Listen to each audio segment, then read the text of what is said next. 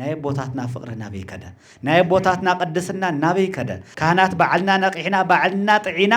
ሰባት እውን ጥዑያት ክንፈጠር ክንኽእል ኣለና ሰብ ምፍጣር ይከኣልን ሰብ መስራሕ ግን ይከኣል እዩ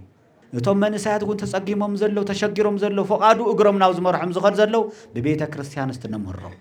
ቤተ ክርስቲያን እስቲ ሁሉ ነገር ትግበር ጥበብ ክህልወና ይግባእ ሃይማኖት ክህልወና ይግባእ ኩልኹም ካብ ደቂቅ ክሳብ ልሂቅ መራሕቲ ሃገር እውን ከም አብርሃ ጽሃ ክትኮኑ ይግባእ ፈሪሃ እግዚአብሔር ክህልወኩም ጥበብ ክህወኩም እግዚአብሔር ምስተውዓል ክህወኩም ህዝቦም ትመርሕሉ መዓር ተሐቀኛ መዓር እዩ ፈሊቁ ሓዲሩ እቲ ሐቀኛ ጸባዩ ካብቲ ዓምደ ወርቅ ቤተ መቅደስ ወጽኡ ሓዲሩ ደቂ አብርሃ አጽባሃ ሎሚ ብመርሕነት ክንሽገር ብጥሜት ክንሽገር ይግባእናን ህዝቢ እንታይ ይብለና አለውሉ ንህዝቢ ታየድልየ በሉ ንህዝቢ ዝግብኦ ነገር ይገበረሉ ህዝቢ አዳምጽዎ ንህዝቢ ስምዕዎ ዘመባሰ ፖለቲካ ዲአቶም ትሉነ ይኸውን አኔ ፖለቲካ ይኮን ዘረብ ዘለሁ ግን እግረ መንገዱ አኔ ናይ ልምዓት ትግራይ ዘረብ ዘለሁ ናይ ፖለቲካ መራሕትና ስንፍና ንትግራይ ህዝቢ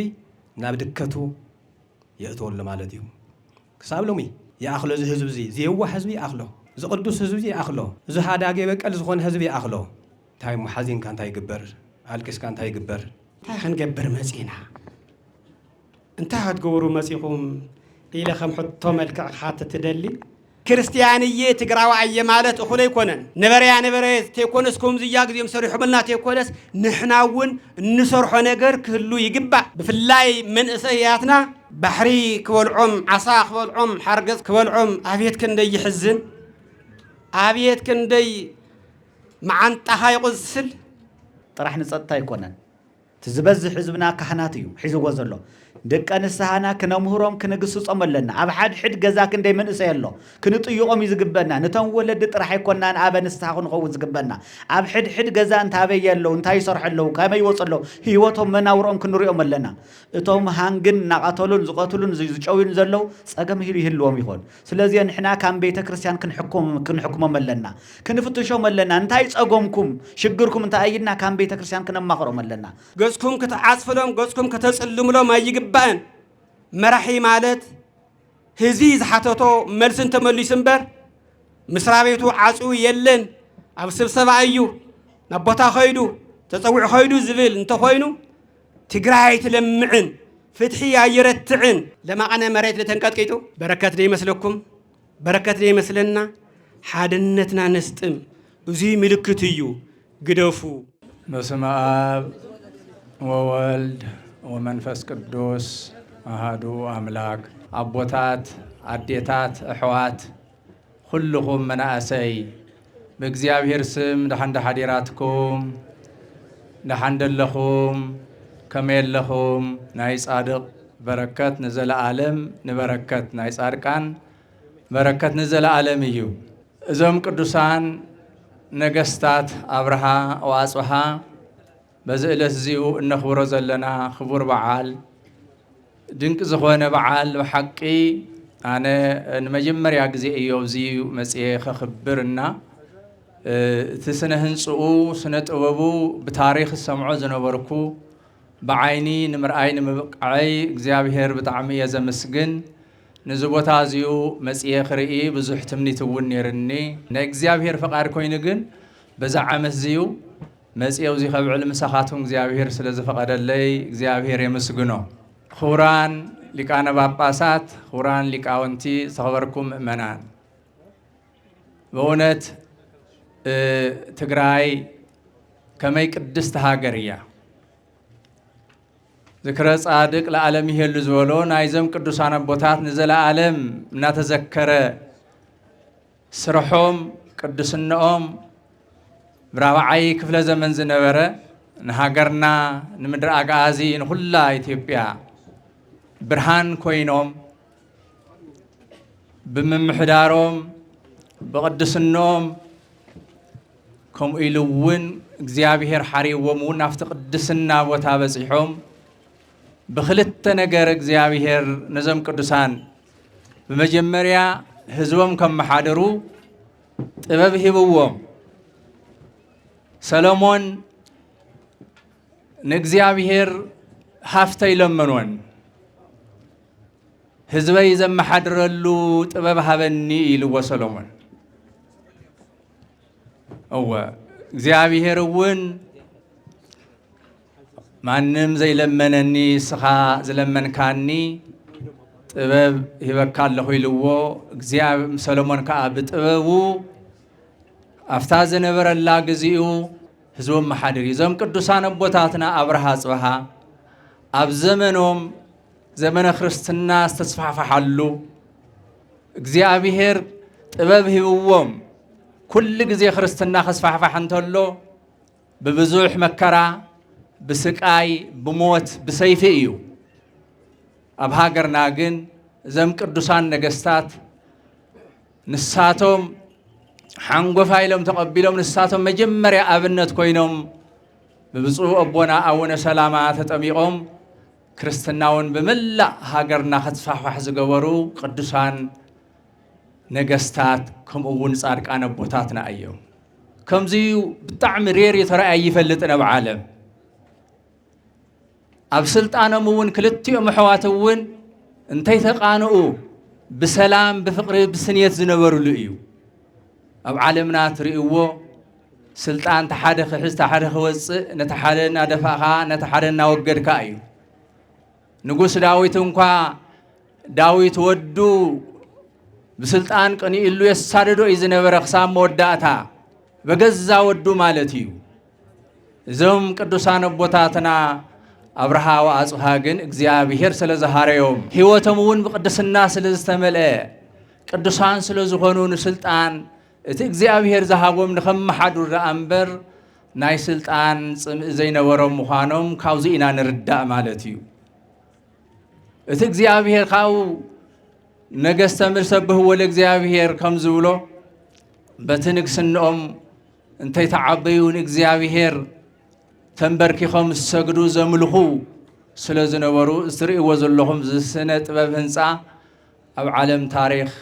ድንቅ ተባሂሉ ካፍቶም ተመዝጊቦም ዘለው ቅርስታትና እዩ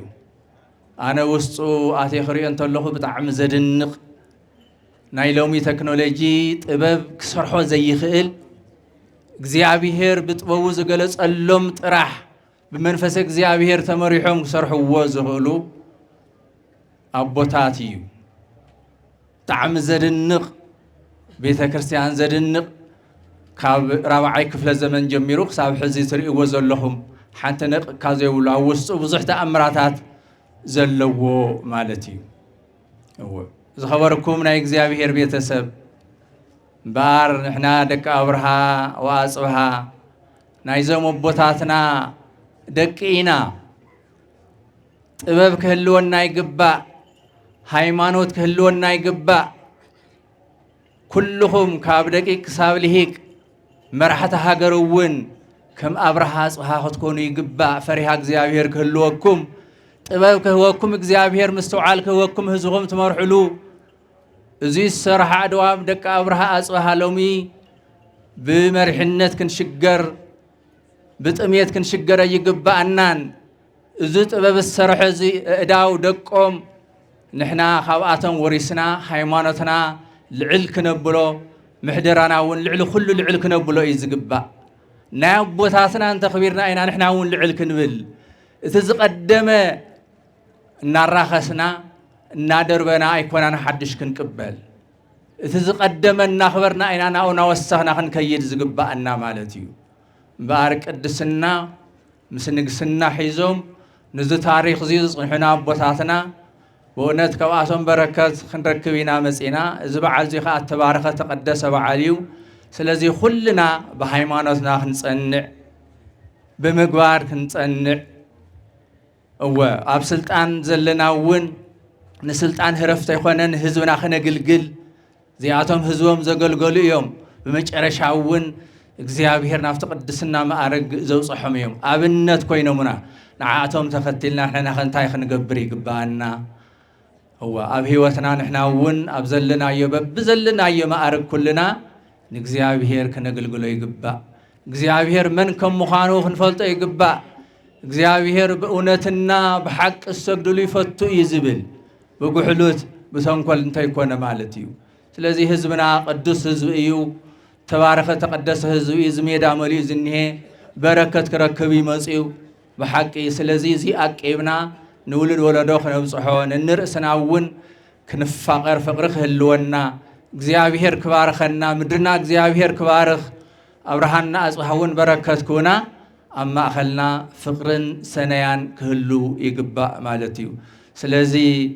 ጿን ሊቃነ ጳጳሳት ዝኸርኩም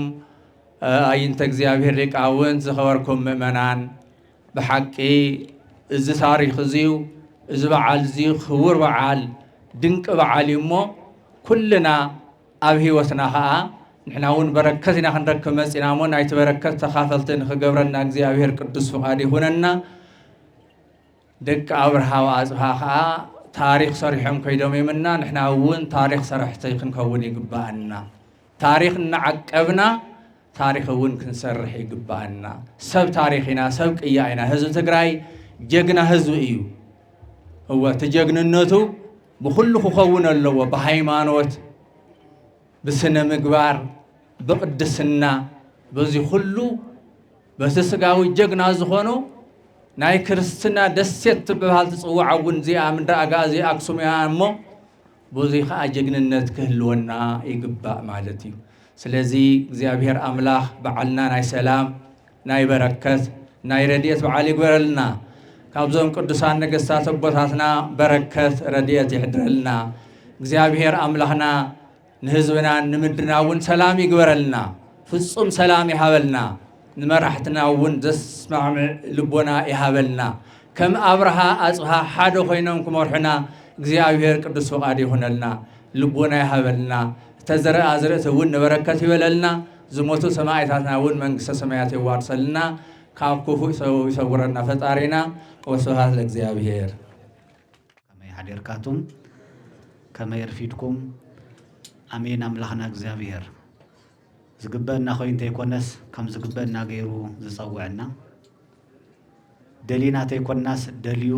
ዝጸውዕና አምላኽና እግዚአብሔር ስለዚ ዝሰዓት እዚ ዝዕለት እዚ ተወሳኺ ገይሩ ውን ስለዝሃበና ክብሪ ምስጋና አምላኽና ይኹን እሞ ከምቲ ዘመራይ ቅዱስ ዳዊት ተናብልቲ ወፁ እምግብጽ ቀጽሉ ወስተኻውላው ታይ ዝብል ተናብልት ይወፁ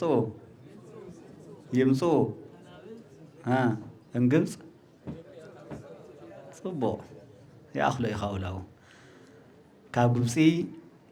ለመንቲ መሳፍንቲ ክመፁ እዮም አክሱማዊት ዝኾነት ጽዮን ግን ትግራይ ግን ናብ እግዚአብሔር ኢዳ ትዝርግሕ ስለዚ እዞም ቅዱሳን ንእግዚአብሔር ኢዶም እናዘርግሑ ኢዶም እግዚአብሔር ህሊናኦም ንእግዚአብሔር ዝሃቡ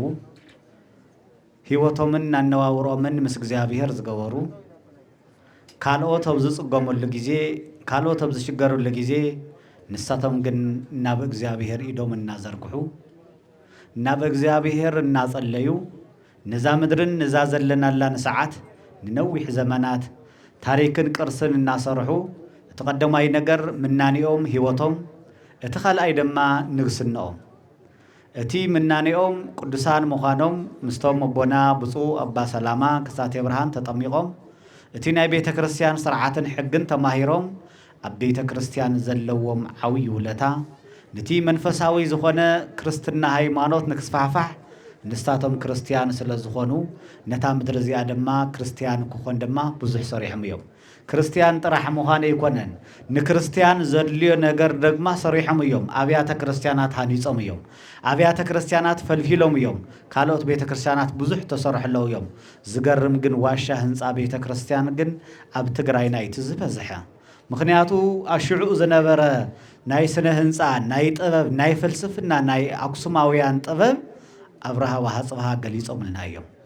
እቲ ሓደ ጥበብና ሓወልቲ አክሱም እዩ ኣብ ዙርያ ጽዮን ዝተሰርሐ ብእንቁ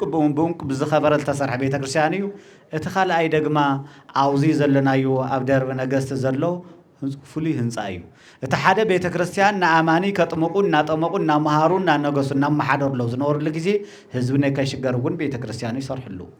ንኸይጽገምውን ከመይ ከም ዝኾነ ክርስትናውን በዓሎም ተጠሚቖም ቆረውቲ ሰገድቲ ቅዱሳንውን ነይሮም ኩሉ ድማ ነትና ህይወቶም ድማ ክለብስ ገይሮሞ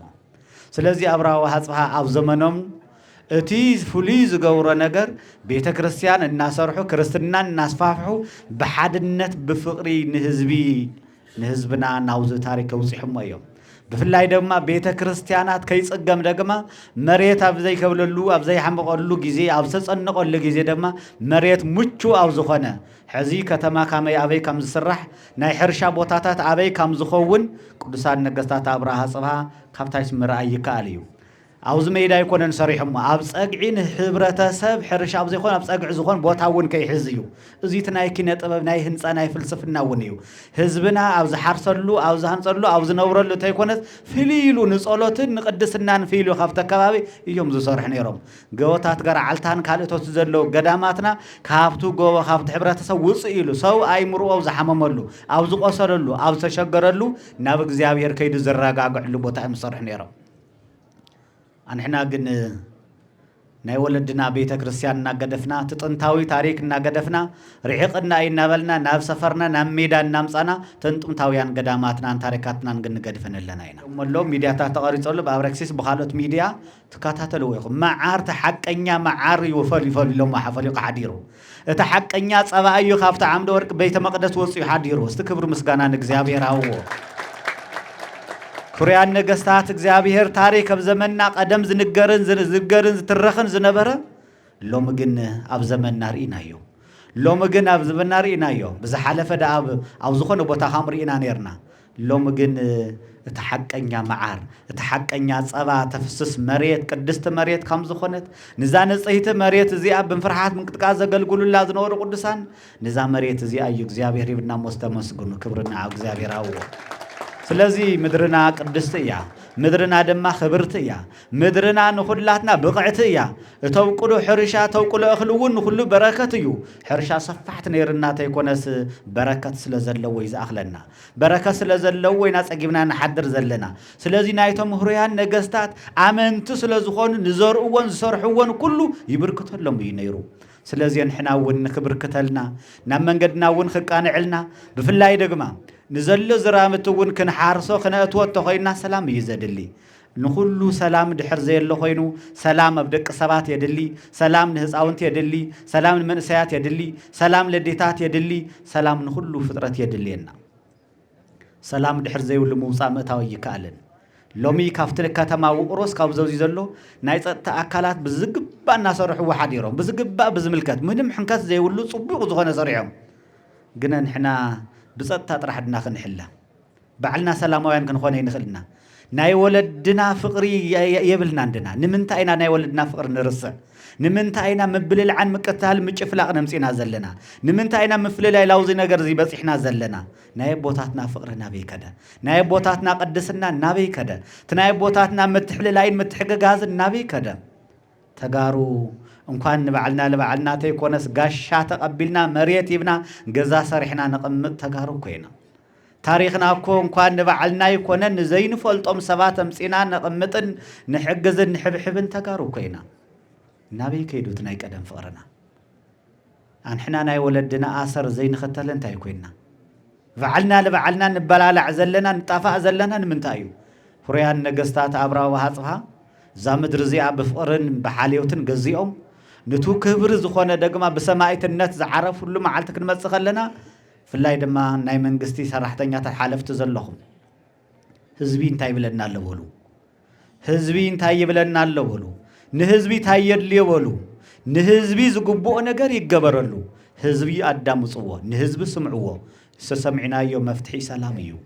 ካብ ሰላም ወጻይ መማረጽ እውን የብልናን ካብ ሰላም ወጻይ ምንም ትርጉም የውልን ሰላም ዕረፍት እዩ ሰላም ፍቅሪ እዩ ሰላም ድቃስ ኣለዎ ምክንያቱ ዝነሓለፍናዮ ጊዜ ሰላም ሲኢናሉ ንፈልጦ ኢና ስለዚህ ህዝቢ ትግራይ ናይ ካልእ ከይብሰና ባዕልና ንባዕልና ነባኣሰሉ ባዕልና ለባዕልና ንጻለአሉ ባዕልና ለባዕልና ንፈላለየሉ ባዕልና ለባዕልና ሓደን ደገ ሓደን ውሽጢ ንኸደሉ ዘመን ከብቅዕ ዘለዎ ካም ተጋሩ ክንመክር ኣለና ካም ተጋሩ ክንሓስብ ኣለና ካም ተጋሩን እህን ምህን ኢልና ትግራይና ካብ ዘላቶ ጸገምን መከራን ክነውጻይ ዝግበአና ካም ንሙሴ ጠንካራታት ኮይና ንህዝቢ ጥራሕ ንሓስብ ጊዜና ሓፂር እኮ እዩ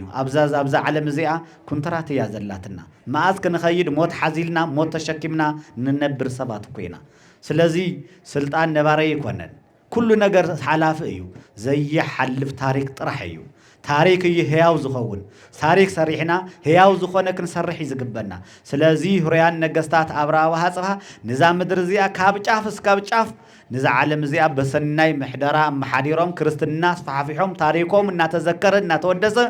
ልዕሊ ክንደይ ዘመን ጌርና ኣለና ታሪኮም ነገስታት ቅዱሳን ዝኾኑ ብድሕሪኦም እውን ሁርያን ነገስታት ብዙሓት ሓሊፎም እዮም ብድሕሪኦም እውን ኣለኹም ኢኹም ታሪክ ክፅሓፈልኩም ህዝብኩም ከፍቅረኩም ሓወልቲ ክሰርሐልኩም እንተኮይኑ ንህዝቢ ክትሓስበለኩም ህዝቢ ትግራይ ይኣኽሎ እዩ ፍላይ ድማ እናበኸየን እናሞተን ዘሎ ህዝቢ ምዕራብ ትግራይ መበል ሻድሻይ ክረምቲ ክሓልፍ የውሉን መበል ሻድሻይ ክረምቲ ዓመት ክነብር የውሉን ክንመኻኸር ይዝግበና ክንሓስብ ይዝግበና ምክንያቱ ቅድሚ ምኻዱ እንተተወዲኡ ዝኸይድ ሰውን የብልናን ነሻግሮ ሰውን የብልናን ነድሕነ ሰውን የብልናን ስለዚ ቅድሚ ህዝቢ ምሽጋርኩም ንህዝቢ ከተሻገሩ ይግባእ ጸጥታና ሰላም ክኸውን ኣለዎ ጸጥታ ዝሕሉ ህዝቢ እዩ ህዝቢ ሰላም ክገብር ኣለዎ ቤተ ክርስቲያናት ለይቲ ከይኸይድ ብከወሊስቶን ብእምን እናተቐጥቀጠ ዝመውት እንተኮይኑ እዚ ብጣዕሚ ዓብዪ ጌጋ እዩ ሃንጊ ዝመጽእ ዘሎ መን እዩ ዝገብሮ ዘሎ ሰላም ኮይኑ ኸውን መን እዩ ዘቃትለና ዘሎ መን እዩ ዘባልዕና ዘሎ መን እዩ ወፊርና ከይንኣት ዝገብረና ዘሎ ተሓይሉ እዚ መን እዩ ስለዚ ክንሓስበሉ ይግባእ ሰላም እንተደፍሪሱ መንእሰያት ቤተ ክርስቲያን ኣዴታት ካብ ቁርባን ካብ ቤተ ክርስቲያን ድሕር ተርፋ እንተኮይነን እንታይ ውሕስና ኣለና ስለዚ ከም ዝሕዚ ሰላም ከድል እንተኮይኑ ሕብረተሰብና ከም ቤተ ክርስቲያንና እውን ክንሰርሐሉ ዝግባእ ጥራሕ ንጸጥታ ኣይኮነን ትዝበዝሕ ህዝብና ካህናት እዩ ሒዝዎ ዘሎ ደቀ ንስሓና ክነምህሮም ክንግስጾም ኣለና ኣብ ሓድሕድ ገዛ ክንደይ መንእሰይ ኣሎ ክንጥይቖም ይዝግበና ነቶም ወለዲ ጥራሕ ኣይኮናን ኣበ ንስሓ ክንኸውን ዝግበና ኣብ ሕድሕድ ገዛ እንታበየ ኣለዉ እንታይ ይሰርሑ ኣለዉ ከመይ ይወፁ ኣለዉ ህይወቶም መናውሮኦም ክንሪኦም ኣለና እቶም ሃንግን እናቐተሉን ዝቐትሉን ዝጨውዩን ዘለዉ ፀገም ይህልዎም ይኾን ስለዚ ንሕና ከም ቤተ ክርስቲያን ክንሕኩሞም ኣለና ክንፍትሾም ኣለና እንታይ ፀገምኩም ሽግርኩም እንታይ ኢልና ከም ቤተ ክርስቲያን ክነማኽሮም ኣለና ትዝዓበየ ምኽሪ እኮ ናይ ቤተ ክርስቲያን እዩ ቤተ ክርስቲያን ፖሊስ የብላን ዳኛ የብላን ካልእ ነገራት የብላን ቃል እግዚአብሔር ሕጊ ኣምላክ እዩ ዘለዎ ዳኛ ስለዚ ብሕጉ ዝተኣሰረ ብሕጉ ዝኣምን ህዝቢ ተኸታሊ እዩ ዘለዋ ስለዚ ህዝብና ንነዊሕ ግዜ ቤተ ክርስቲያን እናመርሐቶ እያ መፅያ ነይራ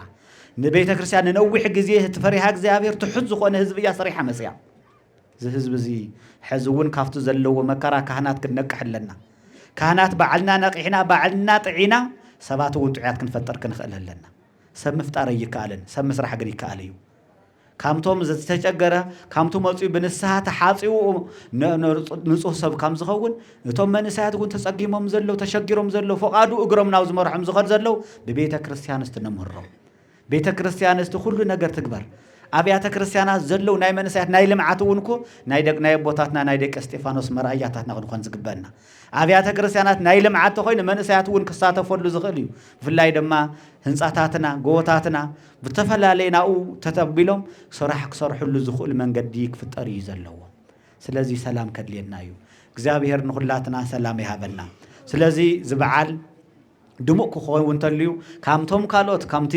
ኣብ ርእሰ ኣድባራት ወገዳማት ኣክሱም ጽዮን ዝመጽእ ህዝቢ ንዚ እውን ኩላትና እዚ ይኮነን ነገስታት ጥንታዊ ገዳምና ጥንታዊ ታሪክና ከምዚ ይኮናን ክንመጽእ ዝግበአና ብሰፊሑ ሕብረተሰብ ካብ ዓለም መጽኡ ዝገዳም እዚ ንኻልኦት ገዳማት እውን ዝተርፈሉ ብኢኮኖሚ ብኩሉ ዝኾነሉ እውን ክንፈጥር ዝግበአና ንዚ ግን ካብቲ ዝነበረ ንሓሸ ናማዕበለ ዝኸድ ዘለሞ ክብረት ይሃበልና እግዚአብሔር ይባረኩም ሰናይ በዓል ይግበረልና እግዚአብሔር ትፈትወኩም صاتكم ونتفتوه حزب بإግዚአብሔር سم كمي حاديراتكم كمي قنيخاتكم كمي رفيداتكم انكو عنايزم ቅዱሳን ነገስታት ኣብርሃ ወአጽብሃ በዓለ ዕረፍቶም በሰላምን በጥዕናን በሞገስን ክብርን ኣብጽሕኩም ኣብጽሕና ካብ መስዋዕትስ ምእዛዝ ይበልጽ ተባሂሉ ከም ዝተነገረ ክእዘዝ ዳ እምበር እቲ ጥዑም ታሪኽናን ባህልናን እምነትናን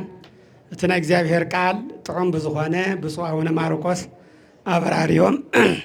ስለዚህ መሃሩና ኣብ ልዕሊኡ ምውሳኽ እኳ ኣይግባእን ነይሩ ዝኾነ ኮይኑ ግን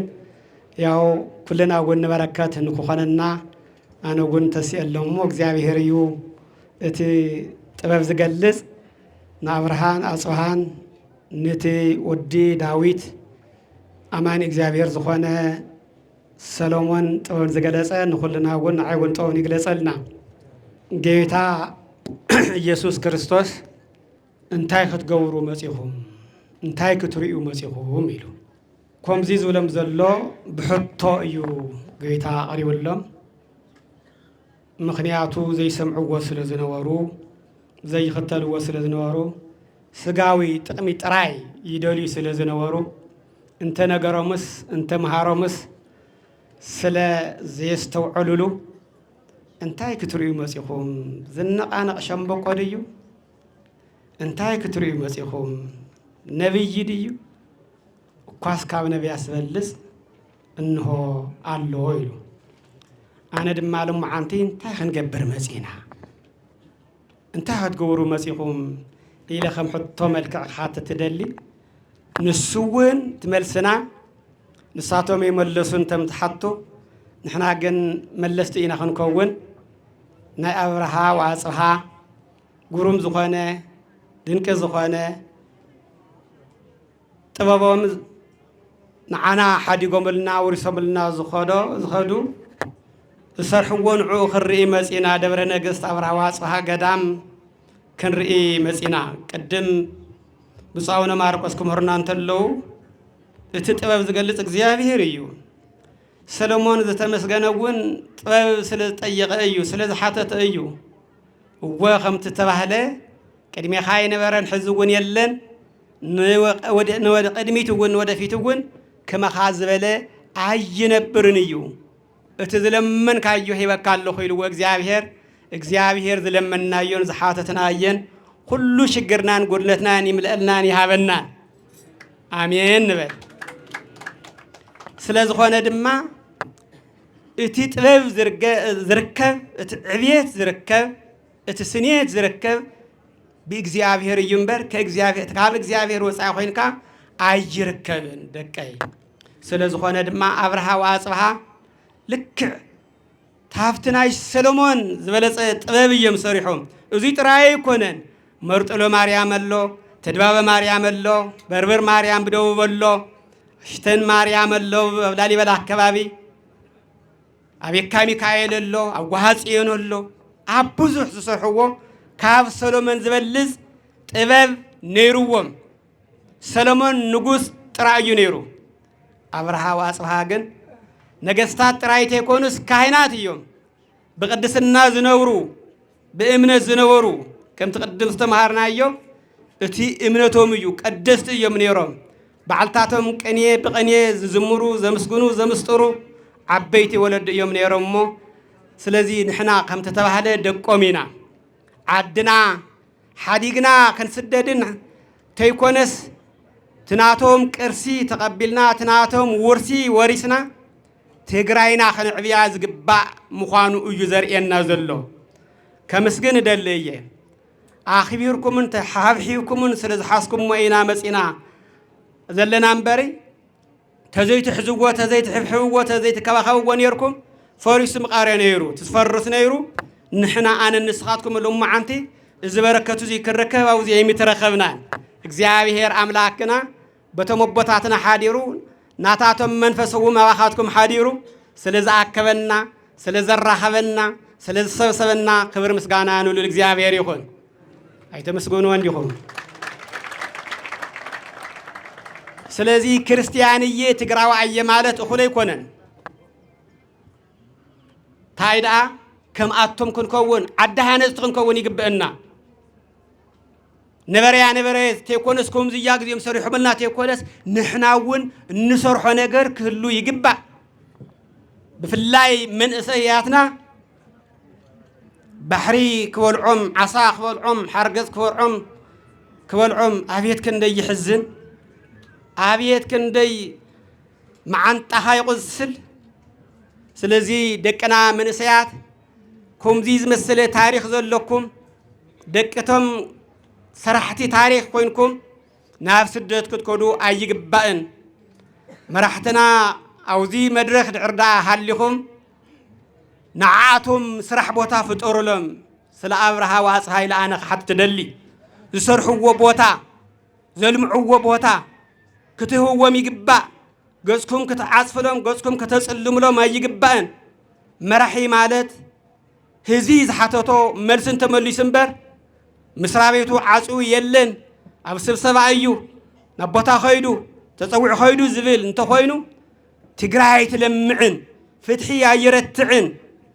سلازخونه دما مرحتينا كل خاتكم لهيكان كل خاتكم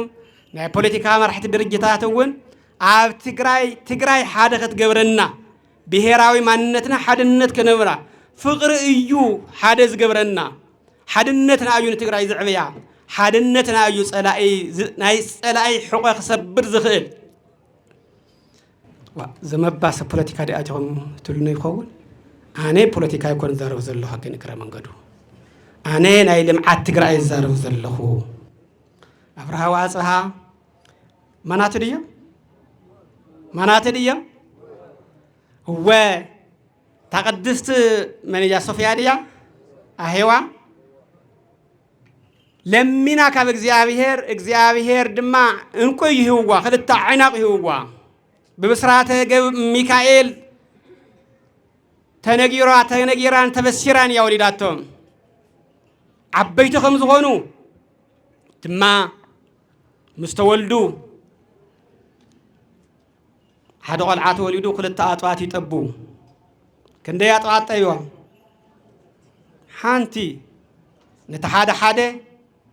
حدا أي تسألون كتوون تلو تقدسنا رأي وابي كم زجمر وقاد آس تحادى تاناتوتون عوي وسخي ونيرو تحادى ونكمو قدم بص أو نمارق أزولوه كميلم بسلطان كم زي تبعاسو كمي كم زي توارنا تفلتيهم كمي كم زي تحاتنا كمي كم زي تقودعنا قسلنا تأيز بحال كم ناي ما يمشيش بحال الله تأيز بحال ناي ما يمشي نعيق قار ما يتحاسب كأجر خاص قصل اللي تفلتنا كدحين أنت بلس كبرر أنت بلس ميسوي تأيوي تقصلي عم بسفح تأيز بحال أوه تفلتوا عندهم سلازي خوم وخينا قصلنا كحيوي كعلن كم تقرأ حادث زي كنا كن حيوي نخيلن كن كبروني نخيلن كبر مالت نهز زخبر نعدو زخبر ويخبر زخبر كم يكيرنا زخل هزس كرأي وسكي نرأي يسكي من سوينا قبليه من قستي ويك زسوعنا نتم نتقرأين تا إثيوبيا تبهالن أفريقيا وانتي كري زمرحون زم حاضرون زنورو نايتم بالهتات نايتم آمنتي قدسان بروخات أبوتاتنا أبرها واصفها فقرن بركاتن يوس أو عناد بركات محدرنا كرومي عدلنا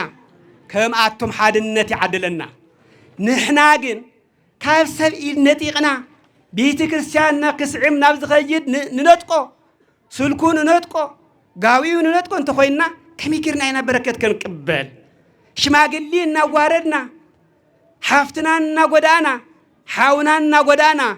كم يجرنا فقه بنا እግዚአብሔር كم يجروا حد نتكبنا እግዚአብሔር ريخم مرت مقدسهم لما عنت كواز خونه ينبع نيرو بنايت بركتهم ر لما عنت السمع هو حد بأيو معارون زن ولا تفهيلو معار تري ولا لهم زي تقرايو او كالي علم يلن كبر يخنا املاخنا امسكن ون فتارينا بخالي من قدي لما انا مريت لتنقطقيتو دو كاليخه معاز كندي غزي بقدامي 4 غزي لما انت خسميكم مدو انا لما انت سميته كامدقاسي قسقسني لما انت وتناويص ايو بركات دي مسلكم بركات دي مسلنا حادنتنا نستم وزي ملكتيو قدفو حوارو سمارو يزلنا زلو እግዚአብሔር حرت يهبنا እግዚአብሔር حادنت يهبنا እግዚአብሔር ፍቅር يهبنا ስለዚህ አነ ሁሉ ዝደሊ كم تقراوت كوينا حاد نخون منبر سلامة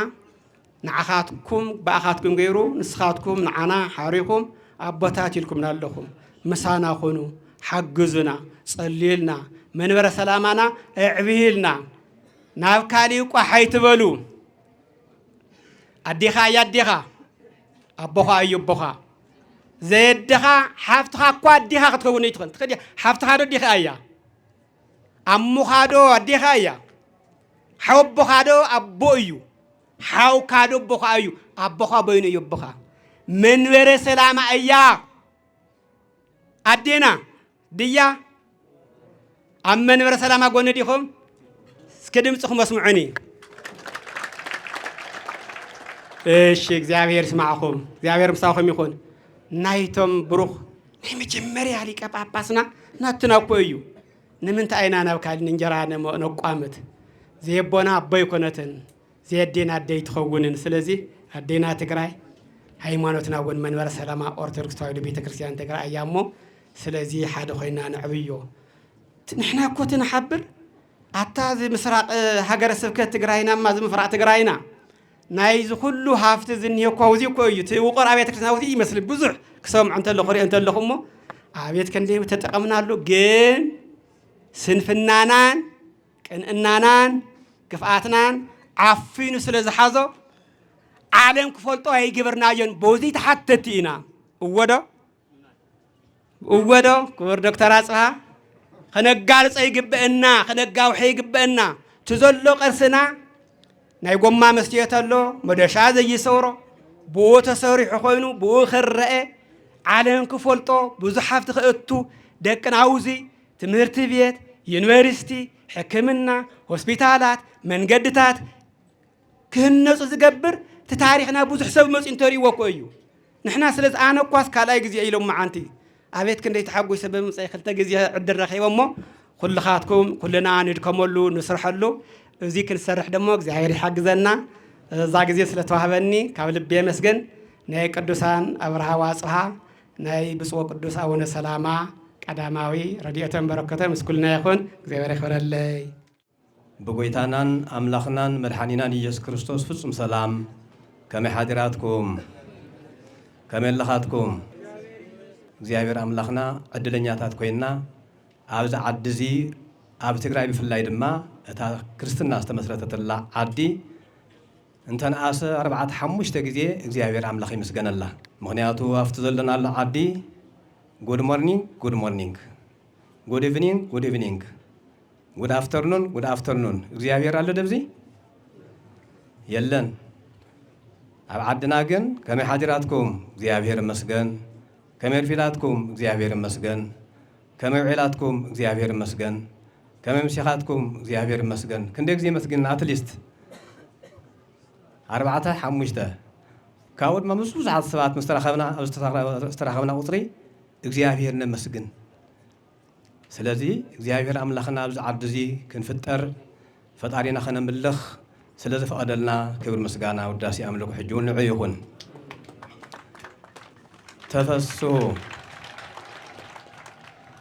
ተፈሱ በእግዚአብሔር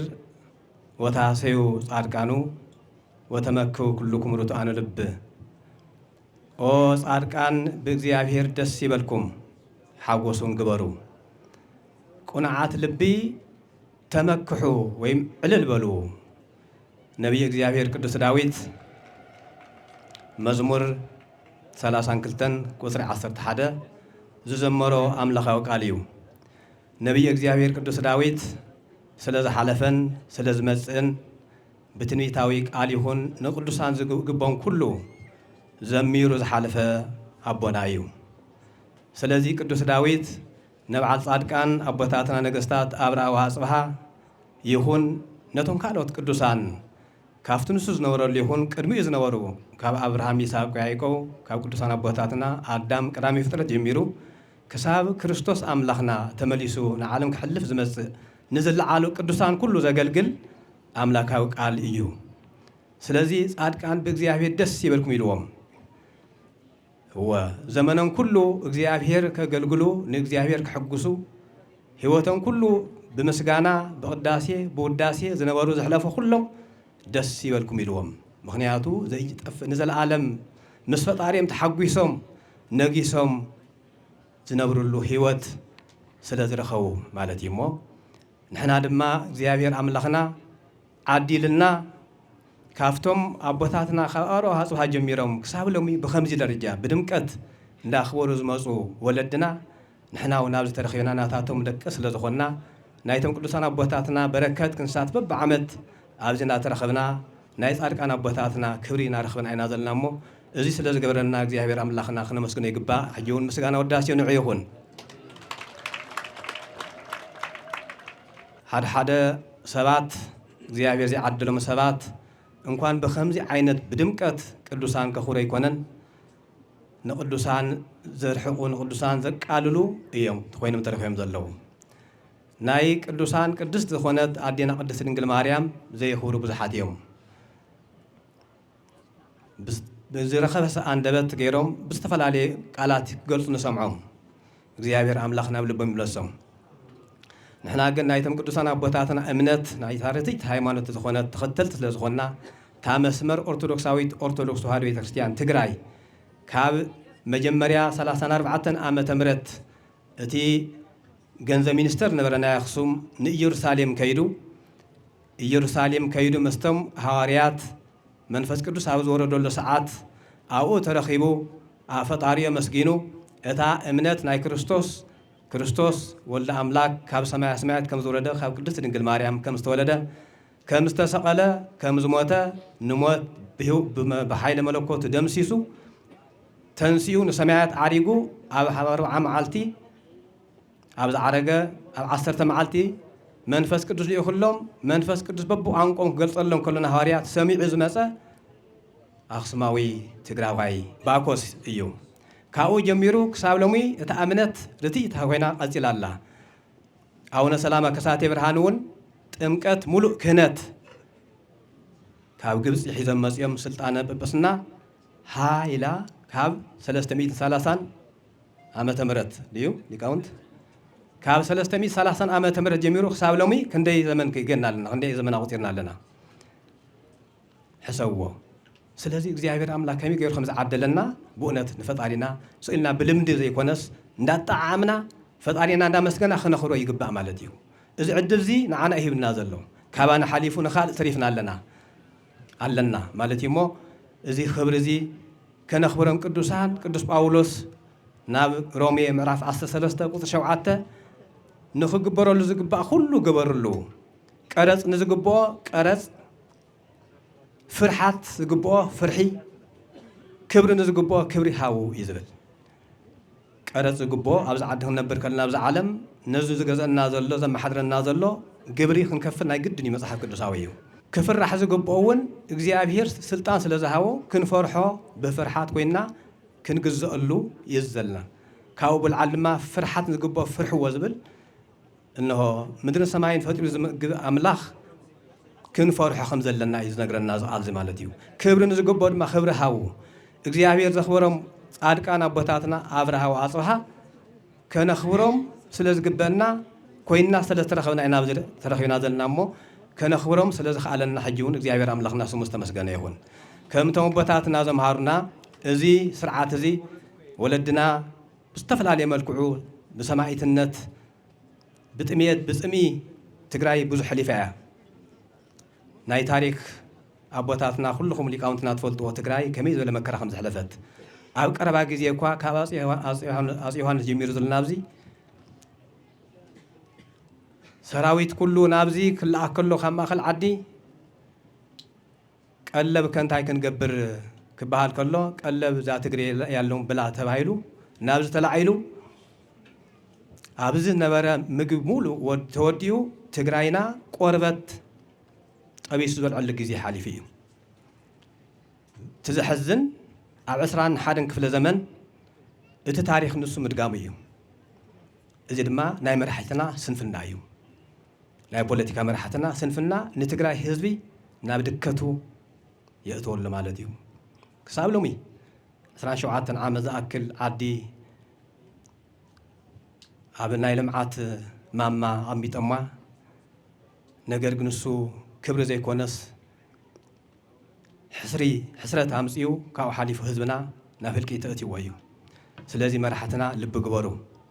يا أخلو زي حزب زي هو حزبي أخلو زي قدوس حزب زي أخلو زي هذا جيبك ألزخون حزبي أخلو كم زي غيرهم من زي بالصباح لما عنتي كم زي فديهم الصباح زرس حزبي እግዚአብሔር ዝቕበሎ ድማ ቂም ናይ ሸይጣን እዩ ቂም ዘይሕዝ ህዝቢ ሰዓድ መሪሕነት በብኽፍለ ዘመኑ ይሃልቕ ኣሎ መራሕትና ልቢ ግበሩ ኣብዚ ሕጂ ሰዓት ዶ መተፈላለኹም ነርኩም ልዕሊ 1 ሚልዮን ዝኣክል ህዝቢ ሃሊቑ ዶ ፖስት ጄኖሳይድ ከምዚ ዓይነት ነገራት ምተፈጸመ ነይሩ ምስተፈላለኹም ዶ ነርኩም እንታይ ሙሓዚንካ እንታይ ይግበር አልቅስ ካንታ ይግበር ሕጂውን መራሕትና ኣይረፈደን ሓደ ኹኑልና ኢና ንብል ዘለና ቤተክርስትያንና እሱ እያ ትእውጅ ቤተክርስትያንና ናይ ሓድነት ቤት እያ ቤተክርስትያንና ናይ ላዕላይ ቤት ናይ ታሕታይ ቤት ትብል ቤተክርስትያን ኣይኮነትን ኩልኹም ደቅና ሓደ ኢኹም ንዓና ንሕና እውን ንዓኻትኩም ሓደ ኢና ንብፅሐኩም ስለዚ ናይ ትግራይ ኦርቶዶክስ ተዋህዶ ቤተክርስትያን እንዳተፈላለኹም ህዝብና ተወድኦ ዘለኹም ብስደትን ብጥሜትን እንሆ ተውግዞኩም ያ ዘላ ሓድነት ተዘይመፂኹም ትረግመኩም ያ ዘላ ንህዝብና ኣብዚ ሽግር እዚ ብምእታውኩም ማለት እዩ ሕጂ እውን ኣይረፈደን ናብ ሓድነት ንዑ ናብ ዕርቂ ንዑ ክርስትና ስለዚ ትረድአኩም ኮዩ ክርስትና ስለዚ በርሃልኩም ኮዩ እነሆ አዳምን ደቁንኮ ን500 ዘመን ዝኣክል ኣብ ትሕቲ ዲያብሎስ እናተገዝኡ ኣብ መከራ ኣብ ዝነበሩሉ ግዜ ብፍጥረቱ ዘይጭክን ጎይታ እግዚአብሔር ኣቦ ነቲ ሓደ ወዱ መተካእታ ዝበሉ ወዱ ናብዚ ዓለም እዚ ልኢኹ ዓለም ኩሉ ምእንቲ ክድሕን ብኡ ምእንቲ ክድሕን ናይ ዘለዓለም ህይወት ምእንቲ ክረክብ እምበር ከይጠፍእ ንሓደ ወዱ ናብዚ ዓለም ለኣኸ እዩ ዝብለና ዮሃንስ ወንጌል ምዕራፍ 3 ቁፅሪ 16 ስለዚ ንህዝቡም ክትብሉ ተኻኢልኩም እተሪፎ ዘሎ ካብ ጄኖሳይድ ካብ ገጽ ምድሪ ክጠፍእ ተፈሪድዎ ዝነበረ ህዝቢ ብእግዚአብሔር ኣምላኽ ምሕረት ክጠፍእ ዘይከኣለ ህዝቢ ንዘርኢ ተሪፉልና ዘሎ ህዝቢ ጨሪሱ ከይጠፍአ መስዋዕይ ተኸፊልኩም ምእንቲ ህዝቡም ክትብሉ ተኻኢልኩም ክትሕልፍዎ ይግባእ ናይ ኩሉ መሰረት ፍቕሪ እዩ እግዚአብሔር ኣቦና ፍቕሪ እዩ ሓደ መምህር ናይ መወዳእታ ገብራ እዚኣ እሞ ሓደ ናይ ዘመናዊ መምህር ሲ 30 ደቂቃ ሂቡ ነቶም ተምሃሮ ናይ እግዚአብሔር ክብሪ ናይ እግዚአብሔር ባህርን ናይ ሰይጣን ባህርን ግለጽ ዝብል ናይ ዕዮ ናይ ገዛ ወይ ድማ ናይ ክላስ ዕዮ ሂቦም ክላስ ወርክ ዲ ዝበሃል ካውት ሓደ ተምሃራይ ኣምፂኡ እግዚአብሔር ርሕሩሕ እዩ እግዚአብሔር መሓሪ እዩ እግዚአብሔር ቀረባሃል እዩ እግዚአብሔር ናበለ ተሓንቲ ደብተር ተሓንቲ ወረቐት ጽሒፍ ወዲእዋ ናይ እግዚአብሔር ባህሪ ገሊጽካ ዘይውዳእ እዩ እታ ናይ ሰይጣን ባህሪ ግለጸላ ዝተባሃለት ወረቐት ካብ ላዕሊ ክሳብ ታሕቲ ብዓብይ ኤክስ ገይሩ ንሰይጣን ግዜ ይብልን ኢሉ ጽሒፉላ ሎሚ ንሰይጣን ንቂም ንበቀል ግዜ ክነብረና ይብሉን ንፍቕሪ ንሓድነት ንልምዓት ኣብራዋ ዝሰርሕዎ ታሪክ እንዳተረኸና እንዳጣዓምና ንትውልዲ ብምምሃር ከነሕልፎ ይግበአና እዚ እንተገይርና ናይ ብሓቂ ደቂቀ ነገስታት ኣብራዋ ፅሓ ኮይና ኣለና ማለት እዩ እሞ እግዚአብሔር ኣምላኽ እዚ ክፍፅመልና ንሓስቦ ዘለና ኩሉ ዘይጨንቐና ዘሎ ኩሉ ኣሕሊፉ ረሃዋ ቅሳነት ሰላም ቅንዕቲ ዝኾነት ርቲእቲ ዝኾነት ብልምዓት ዝጎልበተት ዝማዕበለት ሃገረ ትግራይ ከርእየና ቅዱስ ፈቃድ ይኹነልና እግዚአብሔር ኣምላኽና ካብ ቅዱሳን ኣቦታትና በረኸት ረድኤት ይሕድረልና ተሰዲዶም ዘለው እነሆ ክሳብ ዝብኢ ኣትዩ ዝበልዖም ንዓለም ዝደመመ ዘገረመ ከምዚ ዓይነት ግፍዒ ተሰሚዑ ይፈልጥና ኣብ ዓለም ህዝብና ናብ መረበቱ ከይምለስ ብዝተፈላለየ ሽርሒ ተተሓይዙ ብሞት ብሕማም ካብኡ ሓሊፉ ድማ ብኣራዊት ክብላዕ ንርኢ ንሰምዕ ኣለና ወይ ድኹማት ኮይና ኢና እምበር እዚ ለይቲ ምስ ቀትሪ ዘልቅስ እዩ ነይሩ ዝበፅሕና ዘሎ መከራ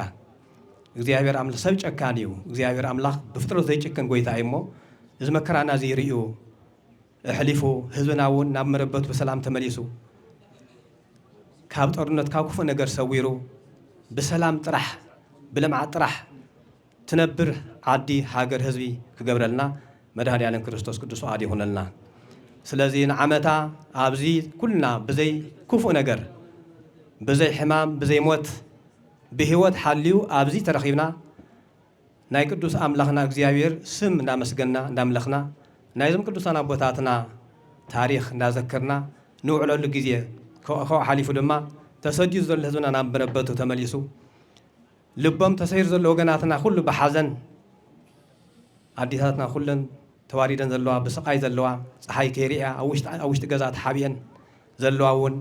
ፀሓይን ዝሪኣሉ ዝሕጎሳሉ ግዜ ክገብረልና ናይ ዓወት ናይ ሰላም ናይ ፍቕሪ ዘመን ገብረልና እግዚአብሔር ኣምላኽና ቅዱስ ፈቃድ ይሁነና ዝተባረኸ ዝተቀደሰ በዓል ይግበረልና አሜን ብፁዕ ኣቦና አቡነ መርሃ ክርስቶስ ኩለኹም ደቂ እግዚአብሔር ኣብዚ ቅዱስ ስፍራ እዚ ዝተረኸብኩም በእግዚአብሔር ስም ድሓን ሓዲራትኩም ደኺሙኳትኩም ዶ ሓቅኹም ይኹን ክደኽመኩም እናተባረና በል ንብለኩም ኣለና አንትሙሰ ቅዱሳን ለእግዚአብሔር ወዝኒ ንዋይ ቅዱስ ውእቱ ወርቅኒ ወብሩር መባኡ ለእግዚአብሔር አምላከ አበዊነ መጽሐፈ ዕዝራ ቀዳማዊ ምዕራፍ 8 ቁጥሪ 28 ንስኻትኩም ንእግዚአብሔር ዝተፈለኹም ኢኹም ዝሓዝኩምዎ ገንዘብ እውን ቅዱስ እዩ እዚ ሒዝኩምዎ ዝመጻኹም ወርቅን ብሩርን አምላኽ አቦታትና እግዚአብሔር ዝቕበሎ ንጹህ መስዋዕቲ እዩ ይብል ዕዝራ ነቢይ ንስኻትኩም ንእግዚአብሔር ዝተፈለኹም ኢኹም ንሕና ኩላትና እስክበሉ ኩልኻትኩም እስክተናገሩ ንሕና ኩላትና ንእግዚአብሔር ዝተፈለና ኢና በትኽክል እዩ ዕዝራ ህዝበ እስራኤል ኣኪቡ ንስኻትኩም ንእግዚአብሔር ዝተፈለኹም ኢኹም ካብ ምንታይ ዝተፈለኹም ካብ ምድራዊ ነገር ካብ ሓሰት ካብ ስርቂ ካብ ዓመፅ ካብ ምትላል ካብ ምጭርባር ካብ ሰይጣን ካብ ተግባር ሰይጣን ተፈሊኹም ንእግዚአብሔር ዝተቀደስኩም ኢኹም ኢልዎ ንስኻትኩም ጥራሕ እንተይኮንኩምስ እቲ ዝሓዝኩምዎ ገንዘብ ኣብ ጅባኹም ዘሎ ይኹን ኣብ ገዛኹም ብትቅዱስ ኢድኩም ተሰሪሑ ዝተረኸበ ገንዘብ ኩሉ ናይ እግዚአብሔር መባእ ቅዱስ ነገር እዩ ኢሉ ሕዚ እውን ህዝብና ህዝቢ እግዚአብሔር እዩ ዓድና ሃገር እግዚአብሔር እያ ንሕና እውን ንእግዚአብሔር ዝተፈለና ኢና ምንም እኳ ኣብ ማእኸልና ስንፍና ኣብ ማእኸልና ምፍልላይ ሓደ ነገራት ከም ሰመጠን እንተጋጠመ ከምቲ ብፁዓን ወለዲ ዝበልዎ እግዚአብሔር ስም እግዚአብሔር እንተይፀዋዕና ውዒልና ሓዲርና ይንፈልጥ ከም ሰመጠን ስንፍና ከልወና ይኽእል እዩ ግን ብእግዚአብሔር ፃውዒት ከምዚ ተኣኪብና ፈጣሪና ምምስጋንና ዝኽእል ከምቶም ሊቃውንት በማህልየት ብቅዳሴ ብምጽዋት ብዕልልታ ብጭብጨባ ብዝተፈላለየ ነገር ንእግዚአብሔር ኢና ነገልግል ዘለና ስለዚ ንሕና ንእግዚአብሔር ዝተፈለና ንእግዚአብሔር ኢልና ዝተቀደስና ዝሓዝናዮ ነገር እውን ዝተቀደሰን ንጹህን ነገር ክኸውን ኣለዎ ዝብል ቃል ኣብቲ መጽሓፍ ቅዱስ ተጠቂሱልና ኣሎ ካብዚ ወሲድና ንሕና ናብ ህይወትና ከነሽርፎ ይግባእ ክርስቲያን ማለት ክርስቶሳዊ ናይ ክርስቶስ ባህሪ ዘለዎ ምስ ክርስቶስ ዝጓዓዝ ናይ እግዚአብሔር ፈቃድ ዝፈጽም ሓው ዝፈቱ ዘይጻላእ ዘይበኣስ እንተተበኣሰ እውን ቀልጢፉ ዝዕረቕ ዘይጻረፍ ዘይጋገ እንተተጋጊ እውን ቀልጢፉ ዝእርም እዩ ክርስቲያን ዝበሃል ነዚ እዩ ድማ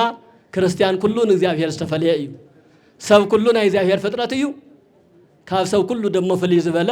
እግዚአብሔር አምላኹ ዘኽብር ዝፈልጥ ክርስቲያን ማሕበረሰብ ንእግዚአብሔር ዝተቀደሰ ህዝቢ እዩ ስለዚ ናይ እግዚአብሔር እንድሕር ኮይና ናይ እግዚአብሔር ስራሕ ክንሰርሕ ይግባአና ምስ እግዚአብሔር ክንነብር ይግባአና ካብ ሰብ ተሓቢና ካብ ሰብ ገለልና ገለ ዘይኮነ ነገር ክንሰርሕ ንኽእል ኢና ካብ እግዚአብሔር ክነምልጥ ካብ እግዚአብሔር ክንሕባእ ግን ኣይንኽእልን